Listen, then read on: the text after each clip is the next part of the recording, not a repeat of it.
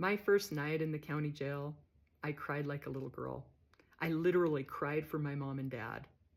I remember I was ordered to do a week. I was taken out of the federal courthouse. I was on pretrial release, and they violated me and sent me to the county jail for a week in Utah. And when I got there, I was in booking, and a young girl came up to me because I was super emotional, and she's like, "Hey, are you okay? Is this your first time in jail?" And I said, "Yeah, it's my first time here." And she's like, "Well, it's okay. People here are really nice." And then they took me back to my pod. And when I walked in, the first thing I thought is, this is crazy. Like, this is so strange and weird.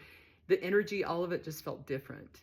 And then they told me who my bunkmate would be. And she took me back to the cell, and she was super nice. She's like, "Yeah, I'll sleep on the top and you can have my bed," and just kind of explained to me how jail worked. And I remember that night after the lights went out, it was probably about 10 o'clock. I laid there and put the blanket over my head, and I just sobbed like I was a little girl, and I cried for my mom and dad. And I was 43 years old, and I was married, and I just felt that vulnerability of a young child. Like, how did my life end up here?